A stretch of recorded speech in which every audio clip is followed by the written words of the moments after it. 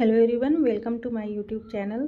तो ये जो है जनसंख्या, लिंग और समाज टॉपिक से रिलेटेड ये सारे क्वेश्चंस हैं और ये रिवीजन क्लास है। तो जो भी स्टूडेंट्स एग्जाम्स की तैयारी कर रहे हैं वो इस सीरीज़ से जुड़कर अपनी तैयारी को और भी ज़्यादा मजबूत करें। तो क्वेश्चन नंबर 81 है, नीतियाँ जिनका उद्देश्य प्रजनन क्षमता पर प्रभाव डालना है को कहा जाता है। क्या कहा जाता है? ए ऑप्शन है जन्मदर समर्थक, सी ऑप्शन है ए और बी दोनों, बी ऑप्शन है जन्म विरोधी, डी ऑप्शन है उपयुक्त में से कोई नहीं। तो इसका राइट आंसर क्या होगा? इसका राइट आंसर हो जाएगा ए और बी दोनों। वो नीतियाँ जिनका उद्देश्य प्रजनन क्षमता पर प्रभाव डालना है को क्या कहा जाता है? जन्मदर समर्थक और जन्म विरोधी, ये दोनों ही। तो इसका राइट आंसर सी राइट हो जाएगा। फिर हम आते हैं क्वेश्चन नंबर 82 पर। 82 क्वेश्चन नंबर क्या है? अपने देश में विभिन्न कारणों से उच्च स्त्री मृत्यु दर के सांख्यिकी प्रभाव के संदर्भ में ये मिसिंग वुमेन की संकल्पना का प्रतिपादन निम्नलिखित में से किसने किया था? ए ऑप्शन है आशीष बोस, बी ऑप्शन है अमर्त्य सेन, सी ऑप्शन है प्रवीण विसारिया, डी ऑप्शन है जे.आर. रेले। तो इसका राइट आंसर क्या होगा? इसका राइट आंसर हो जाएगा अमर्त्य सेन। अमर्त्य सेन ने जो है मिसिंग वुमेन कॉन्सेप्ट दिया है। ठीक है, अमर्त्य सेन भारत के एक प्रमुख अर्थशास्त्रियों में से एक थे जिन्होंने मिसिंग वुमेन कॉन्सेप्ट दिया है। तो क्वेश्चन नंबर 82 का बी ऑप्शन यहाँ पे राइट हो जाएगा। फिर हम आते हैं क्वेश्चन नंबर 83 पर। क्वेश्चन नंबर 83 क्या है? निम्नलिखित में से किस राज्य की जनसंख्या सबसे कम है? ए ऑप्शन है हरियाणा, सी ऑप्शन है जम्मू और कश्मीर, बी ऑप्शन है गुजरात, डी ऑप्शन है हिमाचल प्रदेश। तो इसका राइट आंसर क्या हो जाएगा? यहाँ पे राइट आंसर क्या हो जाएगा? इसका राइट आंसर हो जाएगा हिमाचल प्रदेश। हिमाचल प्रदेश में जो है सबसे कम जनसंख्या अकॉर्डिंग टू 2011 जनगणना के अनुसार। ठीक है, तो क्वेश्चन नंबर 83 का डी ऑप्शन राइट हो जाएगा। हिमाचल प्रदेश में सबसे कम जनसंख्या पाई जाती है। तो 83 का डी ऑप्शन यहाँ पे राइट हो जाएगा। फिर हम आते हैं क्वेश्चन नंबर 84 पे। ये मोस्ट इम्पॉर्टेंट क्वेश्चन है। किस वर्ष को महिला सशक्तिकरण वर्ष घोषित किया गया? ए ऑप्शन है 1999, सी ऑप्शन है 2005, बी ऑप्शन है 2001, डी ऑप्शन है 1998। तो इसका राइट आंसर क्या हो जाएगा? जो महिला सशक्तिकरण वर्ष है यह कब घोषित हुआ था? 2001 में। तो 84 का बी ऑप्शन यहाँ पे राइट हो जाएगा। फिर हम आते हैं क्वेश्चन नंबर 85 पर। क्वेश्चन नंबर 85 क्या है? जीवन सारणी लाइव टेबल का निर्माण मदद से किया जाता है। ए ऑप्शन है शिशु मृत्यु दर, बी ऑप्शन है अपरिष्कृत मृत्यु दर, सी ऑप्शन है आयु विशिष्ट मृत्यु दर, डी ऑप्शन है आयु लिंग पिरामिड। तो इसका राइट आंसर क्या होगा? जो जीवन सारणी टेबल है ये किसके निर्माण किसके द्वारा मदद से किया जाता है?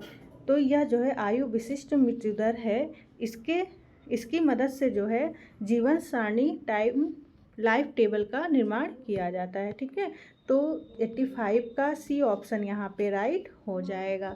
फिर हम आते हैं क्वेश्चन नंबर 86 पर। क्वेश्चन नंबर 86 है, भारत में जनसंख्या के आयु वितरण से संबंधित जनगणना आंकड़े समानता निम्न में से प्रभावित होते हैं। किससे प्रभावित होते हैं? ए ऑप्शन है डिजिटल वरीयता, बी ऑप्शन है कम जानकारी देना, सी ऑप्शन है अधिक जानकारी देना, डी ऑप्शन है कोई जानकारी नहीं देना। तो इसका राइट आंसर क्या होगा? इसका राइट आंसर क्या हो जाएगा? इसका राइट आंसर होगा डिजिटल वरीयता। जो डिजिटल वरीयता है इसके अनुसार जो है भारत में जनसंख्या आयु वितरण से संबंधित जो जनगणना आंकड़े हैं यह जो है कौन प्रभावित करता है? डिजिटल वरीयता।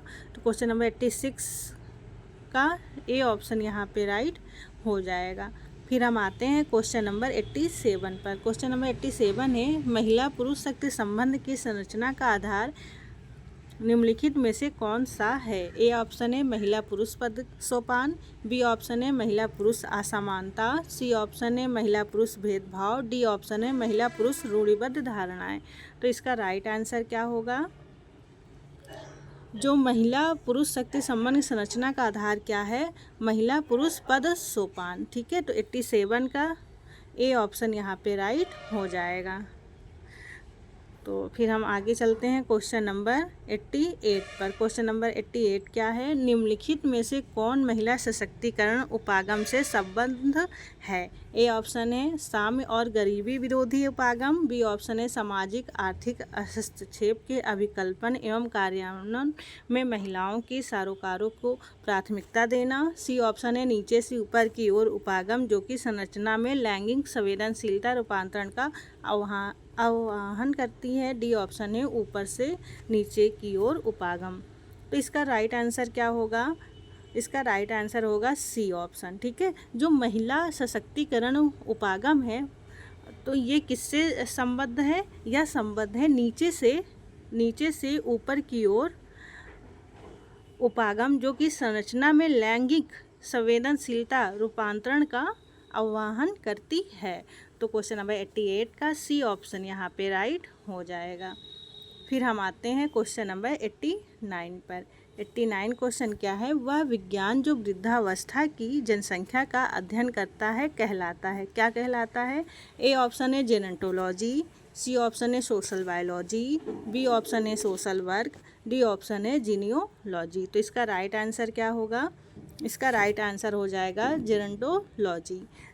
जो जेनेटोलॉजी है वह जो है वृद्धावस्था की जनसंख्या का अध्ययन करता है, मतलब वृद्ध लोगों की जनसंख्या का अध्ययन कौन करता है? जेनेटोलॉजी नामक विषय। ठीक है, तो 89 का ए ऑप्शन यहाँ पे राइट हो जाएगा। फिर हम आते हैं क्वेश्चन नंबर 90 पर। क्वेश्चन नंबर 90 क्या है? जनसंख्या की स्वाभाविक वृद्धि से क्या तात्पर्य है? ए ऑप्शन है मृत्यु से जन्म की अधिकता, बी ऑप्शन है उत्प्रवासन से आप्रवास की अधिकता, सी ऑप्शन है बहिर्प्रवसन से आंतरिक प्रवसन की अधिकता, डी ऑप्शन है उपयुक्त में से कोई नहीं। तो इसका राइट आंसर क्या होगा? जनसंख्या की स्वाभाविक वृद्धि से क्या तात्पर्य है? मृत्यु से जन्म की अधिकता।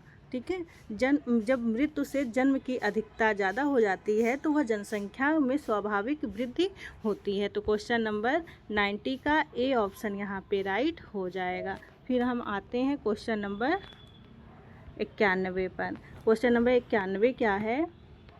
निम्न में से कौन सा भारत में बढ़े हुए जीवन काल के लिए उत्तरदायी नहीं है? ए ऑप्शन है आयुर्विज्ञान और प्रौद्योगिकी में विकास, बी ऑप्शन है महामारियों पर नियंत्रण, सी ऑप्शन है स्वास्थ्य सेवाओं में सुधार, डी ऑप्शन है गिरती हुई जन्म दर। तो इसका राइट आंसर क्या होगा? कौन सा जो है भारत में बढ़े हुए जीवन काल के लिए उत्तरदायी नहीं है? तो इसका राइट आंसर यह होगा गिरती हुई जन्म दर। ठीक है, जबकि आयुर्विज्ञान और प्रौद्योगिकी में विकास की वजह से जो है जीवन काल में वृद्धि होती है। महामारियों पर नियंत्रण, स्वास्थ्य सेवाओं में सुधार, ये तीनों ही ऑप्शन जो है भारत में बढ़े हुए जीवन काल के लिए उत्तरदायी है। तो कौन सा उत्तरदायी नहीं है? ये गिरती हुई जन्म दर। तो 91 का डी ऑप्शन यहाँ पे राइट हो जाएगा। फिर हम आते हैं क्वेश्चन नंबर 92 पर। क्वेश्चन नंबर 92 क्या है? भारत में घटते स्त्रीलिंग अनुपात का निम्नलिखित में से कौन सा कारण नहीं है? ए ऑप्शन है लिंग भूमिका रूढ़िकरण और पारंपरिक भूमिका, बी ऑप्शन है दहेज प्रथा तथा बालिकाओं के साथ भेदभाव का प्रचलन, सी ऑप्शन है ग्रामीण क्षेत्रों से शहरी क्षेत्रों में महिला के कामगारों का पलायन, डी ऑप्शन है लिंग चयन के आधार पर गर्भपात। तो इसका राइट आंसर क्या होगा?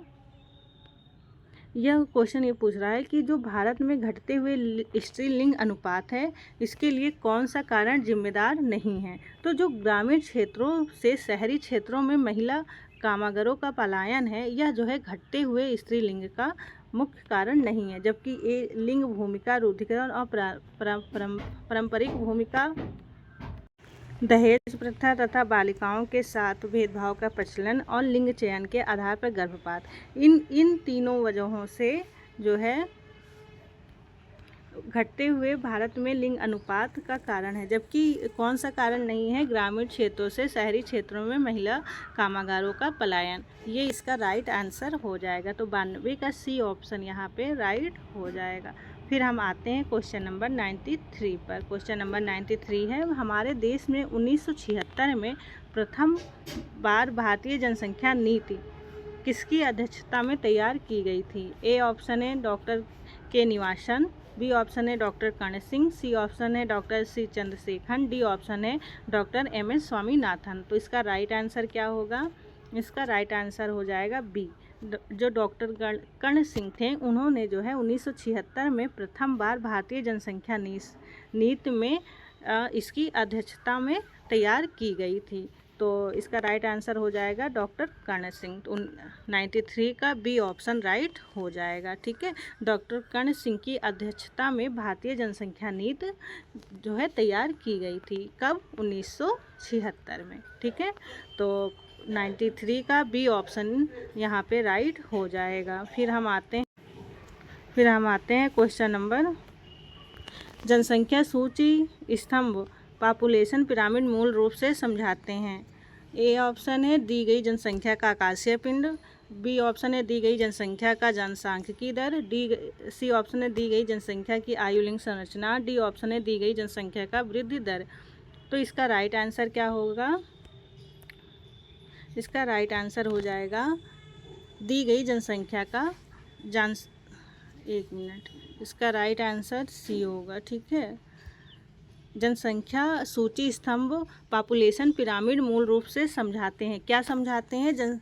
यह समझाते हैं दी गई जनसंख्या की आयु लिंग संरचना। ठीक है, तो इसका राइट आंसर क्या होगा? C option. ठीक है, जनसंख्या सूची स्तंभ जो है जिसे पॉपुलेशन पिरामिड कहा जाता है, यह मूल रूप से दी गई जनसंख्या का आयु लिंग संरचना को समझाते हैं। तो क्वेश्चन नंबर 94 का सी ऑप्शन यहाँ पे राइट हो जाएगा।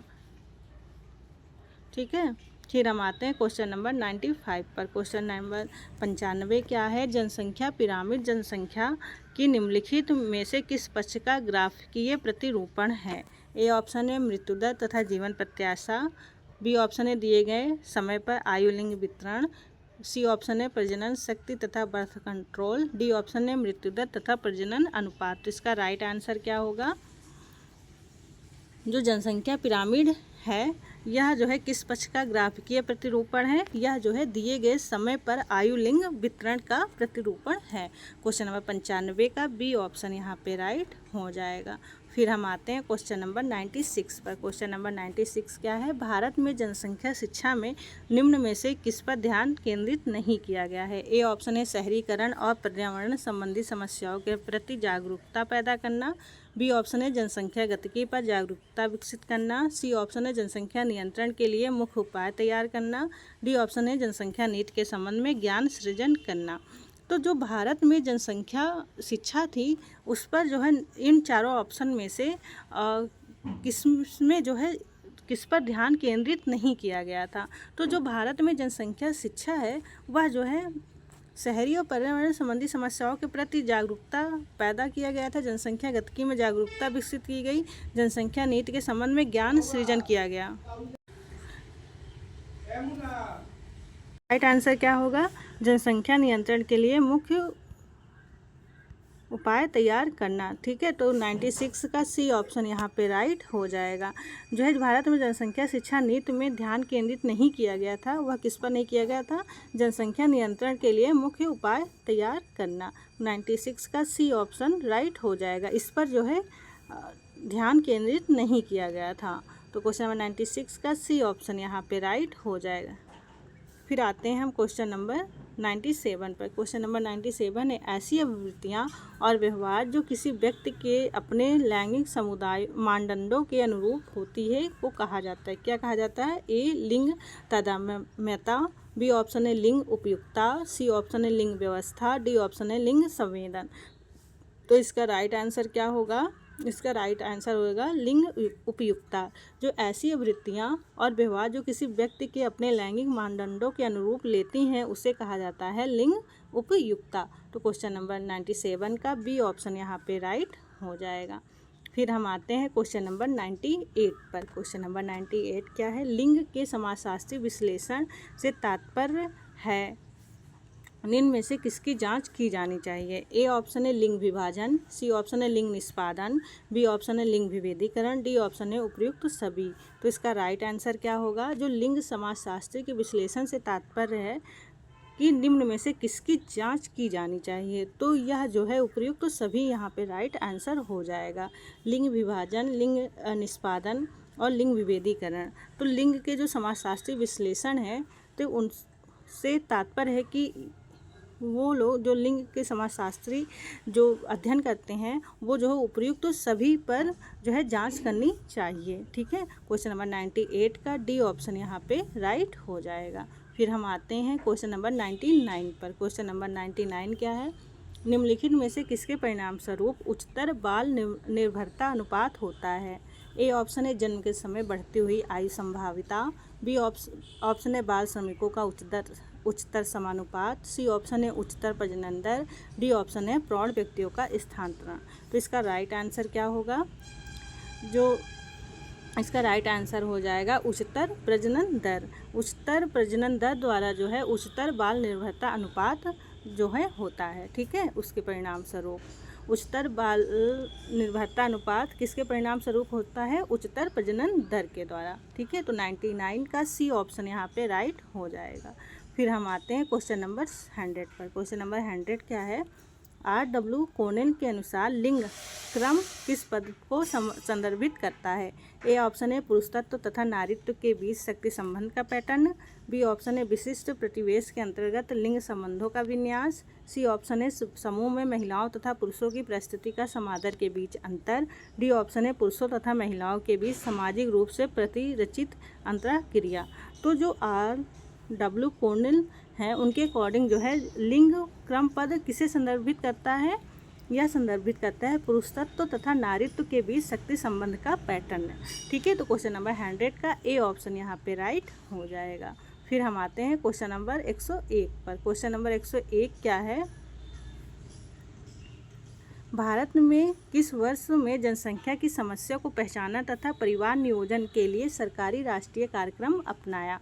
तो इसका राइट आंसर क्या होगा? इसका राइट आंसर हो जाएगा 1952, मतलब 1952 में जो है भारत में जो है जनसंख्या की समस्या को पहचाना तथा परिवार नियोजन के लिए सरकारी राष्ट्रीय कार्यक्रम को अपनाया गया। कब? 1952 में। ठीक है, क्वेश्चन नंबर 101 का बी ऑप्शन यहाँ पे राइट हो जाएगा।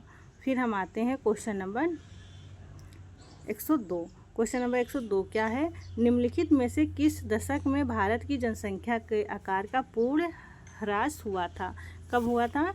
ए ऑप्शन है 1971 से 1981, बी ऑप्शन है 2000 से 2011, सी ऑप्शन है 1931 से 1941, डी ऑप्शन है 1901 से 1911। तो किस दशक में भारत की जनसंख्या के आकार में पूर्ण ह्रास हुआ था? वह हुआ था 1901 से 1911 के बीच में। ठीक है, तो 1901 से 1911 की जो दशक थी उसमें जो है भारत की जनसंख्या के आकार में पूर्ण रूप से ह्रास हुआ था। 102 का डी ऑप्शन यहाँ पे राइट हो जाएगा। ठीक है, फिर हम अगला क्वेश्चन नेक्स्ट वीडियो में जो है सॉल्व करेंगे। तो रिवीजन करते रहिए, पढ़ते रहिए, क्योंकि एग्ज़ाम्स बहुत ही ज़्यादा नज़दीक है। और वीडियो देखने के लिए thank you so much for watching.